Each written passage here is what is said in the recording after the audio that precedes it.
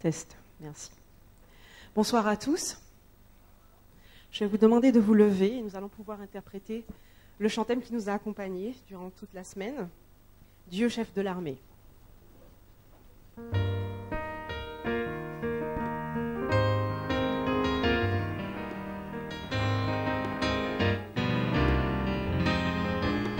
Ensemble, Dieu chef de l'armée, puissant guerrier, révèle-nous tes stratégies pour vaincre l'ennemi. Lève ton armée, Saint messager, réveille l'Église et qu'elle te suive pour que ton règne arrive. Les armes que tu as données ne sont pas de ce monde. Ne luttons pas en versant le sang.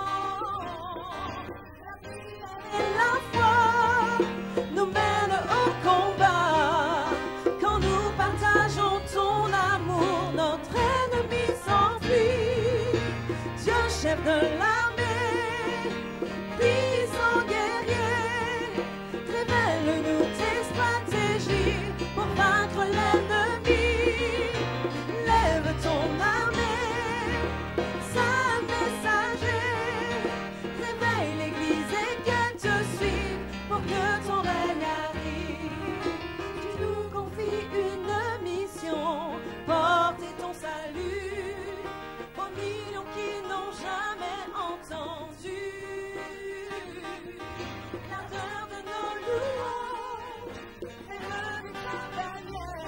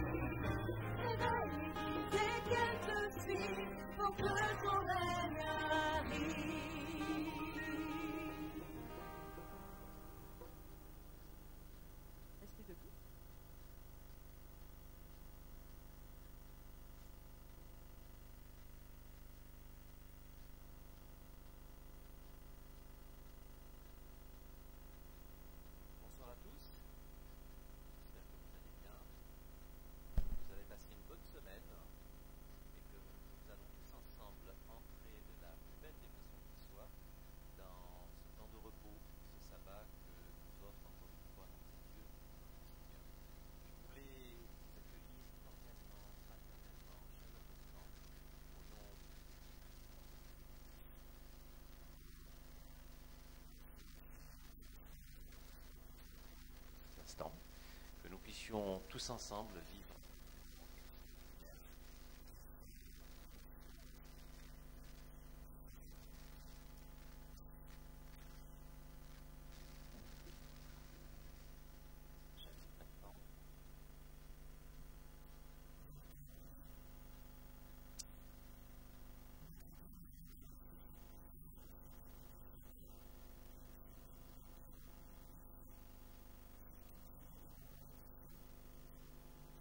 Tous ensemble durant ce camp meeting.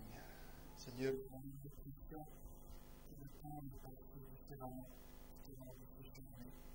Et tu as parlé à mon cœur et aussi tu t'es démontré d'une manière particulière. Nous voulons, Seigneur, entrer dans ce moment de vie. Et puis cette occasion toute particulière de vivre cette communion avec toi. Seigneur, tu as fait de nous durant cette semaine de véritables témoins de ton amour.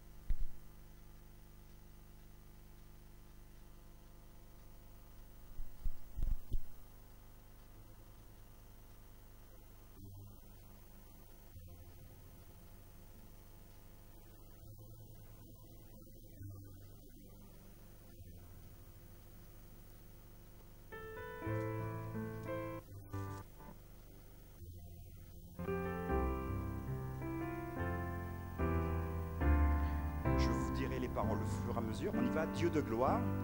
Dieu de gloire. Je t'aime.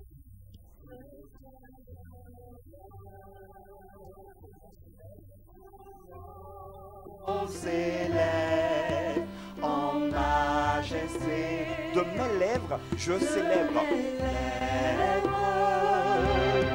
Je célèbre ta victoire, ton règne. ta victoire, ton règne, ton autorité. Digne es-tu, agneau de Dieu. Digne es-tu, agneau de Dieu. Tous les anges transcendent, acclament la puissance de ton nom. Digne es-tu, encore. Digne es-tu,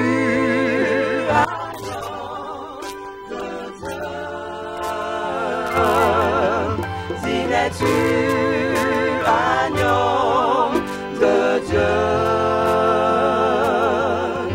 L'univers entier proclame la beauté de ton saint nom. Encore Dieu de gloire. Dieu de gloire, Je t'adore. je t'adore. Ton nom s'élève en majesté. De mes lèvres, je célèbre ta victoire, ton règne et ton autorité. Ta victoire, ton règne, ton autorité. Digne es-tu, agneau de Dieu. Digne es-tu, agneau de Dieu. Tous les anges ensemble acclament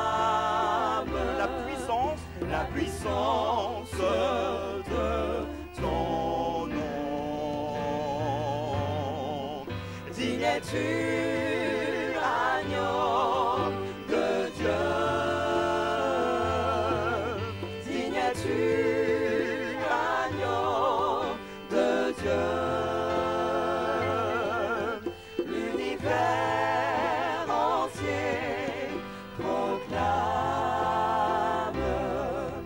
la beauté de ton saint nom.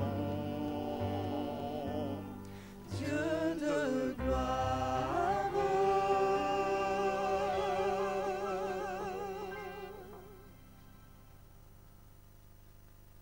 Nous allons maintenant accueillir Naomi.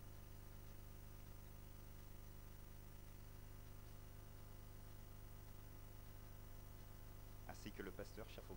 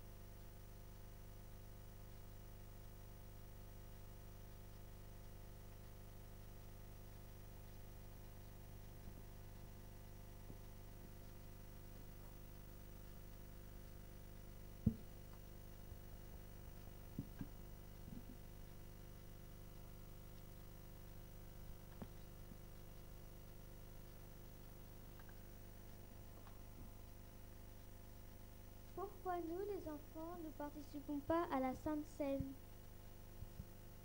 Un jour, Jésus expliquait la Sainte Seine à ses disciples, et notamment à un disciple qu'on appelait Pierre. Pierre ne comprenait pas pourquoi Jésus voulait lui laver les pieds. Et Jésus lui a expliqué quelque chose. Jésus lui a dit, la Sainte Seine, c'est un peu comme l'anniversaire de son baptême. C'est l'occasion de se rappeler qu'on aime Jésus, qu'on s'est engagé avec Jésus, qu'on s'est fait baptiser pour être l'enfant de Jésus. Et donc, on prend la Sainte Seine pour fêter l'anniversaire de son baptême. Donc, à partir de là, seulement ceux qui ont été baptisés prennent la Sainte Seine pour fêter l'anniversaire de leur baptême.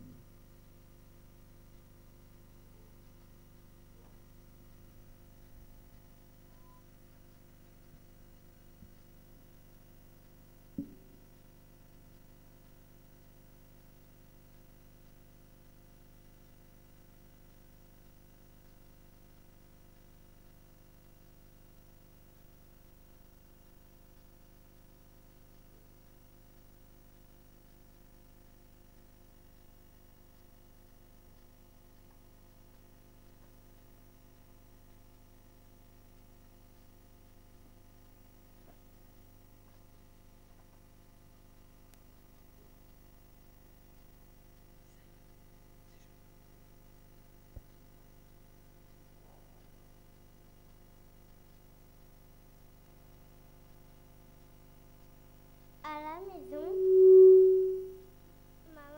maman m'a appris à me laver les mains avant de manger. Pourquoi ici, vous lavez les pieds avant de manger? Bien. Attends, je vais te donner la réponse. Isaïe, voilà, je vais te donner la réponse. Alors, on se lave les mains avant de manger, nous. Mais le peuple d'Israël se lavait depuis longtemps les mains. Ils avaient appris ça de Dieu pour ne pas transporter des microbes dans leurs mains.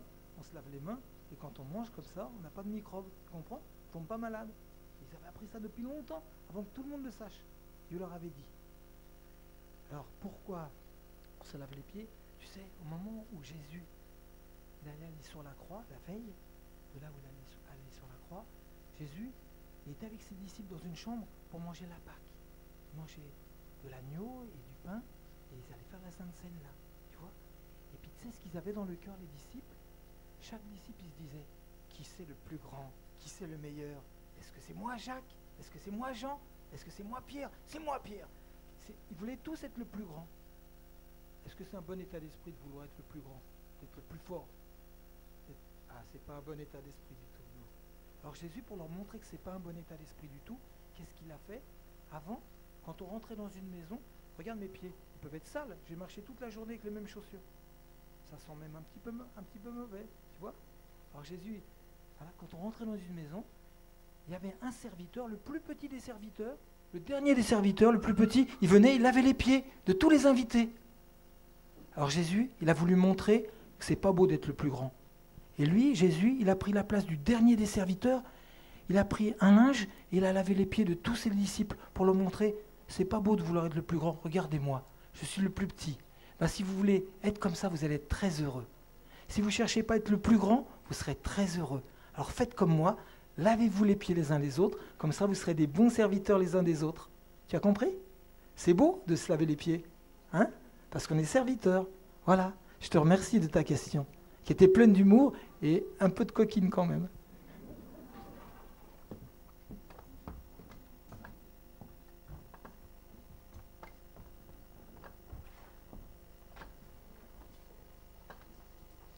Pourquoi chaque personne ne lave pas ses propres pieds? Pourquoi chaque personne ne lave pas ses propres pieds? Écoute, tu sais, on est une église qui suit, dans la mesure du possible, ce que Jésus nous dit de faire. Et c'est lui qui donne la réponse à ta question lorsqu'il dit « Si donc je vous ai lavé les pieds, moi le Seigneur et le Maître, vous devez aussi vous laver les pieds les uns aux autres. » C'est ce qu'il demande. Derrière cette cérémonie, il y a un arrière-fond culturel. Hein. Nous sommes dans des pays remplis de poussière où les gens mettent des sandales et les pieds sont toujours sales. Lorsqu'on arrive chez les gens, la première chose qu'ils font, au lieu de dire bonjour, c'est apporter une cuvette ou une bassine pour permettre qu'on se lave les pieds. C'est formidable. D'ailleurs, il y a une histoire où une femme a lavé les pieds de Jésus avec un grand parfum. Tu connais l'histoire?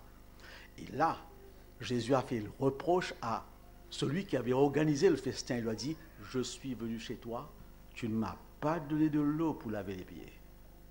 Alors que elle me l'a lavé mes pieds avec un parfum.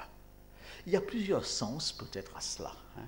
Un des sens, c'est que tu as déjà vu des gens qui disent « Ah, je suis tombé amoureux d'elle à cause de ses pieds. » Ce n'est pas la chose qu'on voit le premier. Tu penses qu'on tombera amoureux de toi à cause de tes pieds? N'est-ce pas? Et d'une manière générale, ce n'est pas la partie du corps la plus... Mais dans la Bible, c'est une partie du corps capitale. Qu'ils sont beaux, dit Ésaïe, les pieds, qui annoncent les bonnes nouvelles. Ah, tu vois combien les valeurs de Dieu ne sont pas les nôtres. Tu sais, les pieds, laver les pieds de l'un de l'autre, se mettre au même niveau, il n'y a plus de différence de race, de couleur, etc. N'est-ce pas? Mais il y a aussi le fait que des pieds sales, lorsqu'ils sont lavés, symbolisent eh bien, un corps propre, n'est-ce pas? D'où cette allusion au baptême. J'ai travaillé longtemps dans des pays, dans des petits villages où se trouvaient nos écoles. Et là, les lavements des pieds, c'était des vrais lavements des pieds. Hein? Parce que là, on va se laver des pieds propres, n'est-ce pas? Parfois parfumés, n'est-ce pas? Et parfois avec des bas, voyez-vous. Là, c'était des villageois qui avaient les pieds sales. Et encore plus, nous avions en Angaïboko une léproserie. Je n'oublierai jamais la première fois où j'ai lavé les pieds d'un lépreux. Il n'y avait même plus de pieds. J'y pense encore. Eh bien, le christianisme, l'évangile, nous emmène à ces gestes extraordinaires où l'autre, dans sa déchéance, est toujours notre frère et en se lavant les pieds, nous faisons ressortir toute cette dimension. Ok? Merci.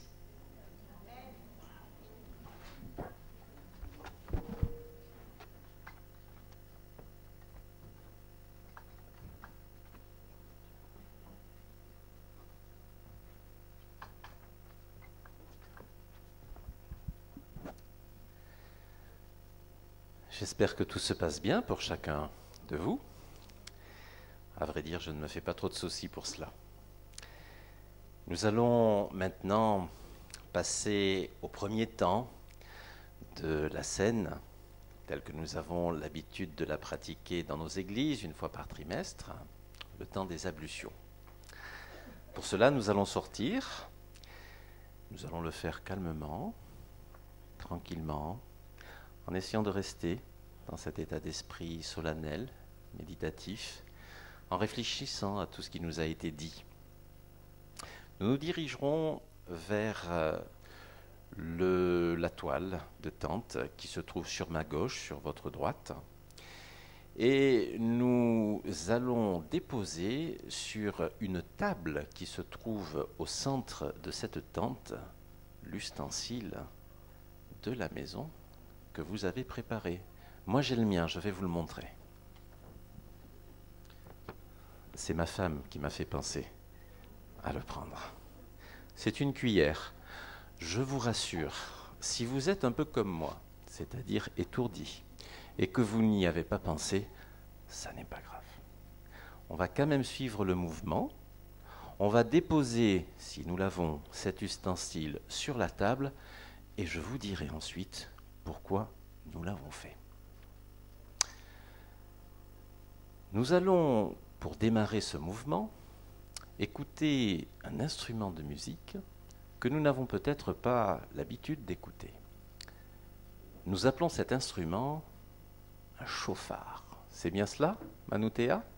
Et nous avons, c'est encore exceptionnel, un virtuose de ce genre d'instrument. Mais avant qu'il ne joue de cet instrument et qu'il ne sonne avec cela le départ de notre mouvement, j'invite le pasteur du Ménil d'Angente, spécialiste dans ces matières, à nous donner quelques mots d'explication. Alors le chauffard est un instrument extraordinaire, c'est un instrument biblique d'abord, puisque c'est Dieu qui ordonne de sonner du chauffard. On ne joue pas du chauffard, on sonne du chauffard. Et le chauffard est à l'origine une corne de bélier. Et la corne de bélier, c'est une corne recourbée, toute simple. Et au fur et à mesure de l'avancée... Oh, il n'y aura pas besoin de ça, non? Non, non. Chauffard, il n'y a pas besoin de micro.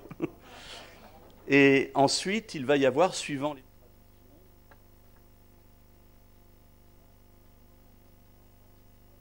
D'accord, ça veut dire que je parle comme ça, c'est bon? On a les micros. Ah, le micro. Ah, d'accord. Voilà, c'est revenu, on y arrive. Suivant les traditions, eh bien, on ne trouvait pas forcément des béliers. Et notamment, les Yéménites vont utiliser des cornes d'autres animaux. Et là, vous avez un chauffard yéménite. Alors, le chauffard yéménite, il est enroulé. Et ce chauffard, on s'en servait pour les saintes convocations. C'était notamment à Rosh Hashanah, ou plus exactement à ce qui est maintenant Rosh Hashanah, mais qui à l'époque était la fête des trompettes.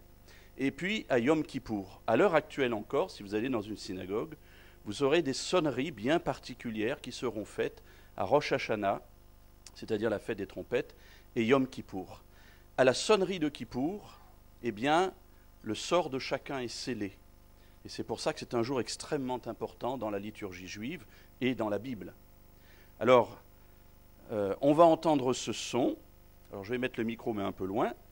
Et puis, et voilà, ce sera l'ordre pour nous, cette sainte convocation pour sortir et aller ainsi au moment du lavement des pieds. Alors, il y avait d'autres occasions aussi où il y avait cette sonnerie du chauffard, mais c'est vrai que ce sont là les principaux moments. La fête des trompettes, pendant 10 jours, hein, on va sonner du chauffard. Ça s'appelle des 10 jours terribles, parce qu'on se prépare à la rencontre de Dieu, on se prépare au temps du jugement qui est aussi un temps de pardon, et puis également le jour même de Kippour.